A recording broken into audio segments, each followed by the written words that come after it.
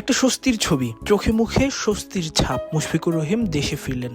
গেল দুদিনের অনিশ্চয়তা আর দুশ্চিন্তা থেকে মুক্তি। সৌদি আরবে গিয়েছিলেন পবিত্র উমরা হজ পালনের উদ্দেশ্যে। উমরা হজ শেষে দেশে ফেরার কথা ছিল, উঠেছিলেন দুবাই হয়ে বাংলাদেশে ফেরার বিমানেও।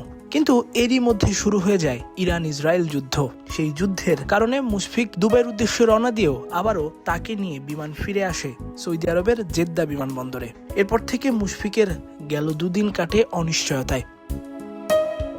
আকাশসীমা বন্ধ হয়ে যাওয়ায় একের পর এক ফ্লাইট বাতিল হতে থাকে। সৌদি আরবের জেদ্দা বিমানবন্দরে মুশফিকের কাটে অনিশ্চিত সময়। শুধু মুশফিক নয়, তার সঙ্গে ছিলেন আরো অনেক বাংলাদেশি। সেটাই ফেসবুক পোস্টে মুশফিক জানিয়েছিলেন সবার প্রথমে। উমরা হজ করতে গিয়ে যুদ্ধ অবস্থার মধ্যে আটকে পড়ার কথা। এরপরই শুরু হয় মুশফিক সহ বাকি বাংলাদেশিদের দেশে আনার প্রক্রিয়া। ইরান ইসরায়েল যুদ্ধের কারণে সৌদি আরবেও সেটার প্রভাব পড়ে বিভিন্ন কারণে।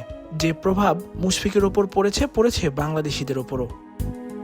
ফলের নির্যাস ও দুধের সমন্বয়ে পোলার টর্নেডো গ্রিন অ্যাপল আইসক্রিম। মন ভালো থাক। অবশেষে গতকাল বাংলাদেশের বিমানে ওঠেন মুশফিক।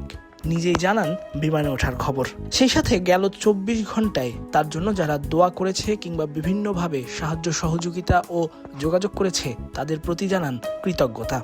বাংলাদেশের বিমানে চড়ে মুশফিক রওনা দেন দেশের পথে। এরপর বিমানবন্দরে নেমে চোখে মুখে যেমন স্বস্তি, তেমনি দ্রুতই পরিবারের কাছে ফেরার তারা। তাই তো বিমানবন্দরে নেমেই মুশফিক সোজা উঠে গেছেন তার ব্যক্তিগত গাড়িতে চড়েই সোজা চলে গেছেন পরিবারের কাছে। একটুও সময় নষ্ট নয়। ইরান ইসরায়েল যুদ্ধের কারণে বিশ্বব্যাপী প্রভাব পড়ছে। সংযুক্ত আরব আমিরাত থেকে শুরু করে সৌদি আরব, কাতার কিংবা বাহরাইনে বাংলাদেশিরা কিংবা বিদেশগামী যাত্রীরা পড়েছেন মহাবিপাকে। মুশফিকও সেই বিপাকেই পড়েছিলেন, কিন্তু আল্লাহর রহমতে তিনি ফিরে আসলেন সুস্থভাবে, নিরাপদে নিজ দেশের মাটিতে।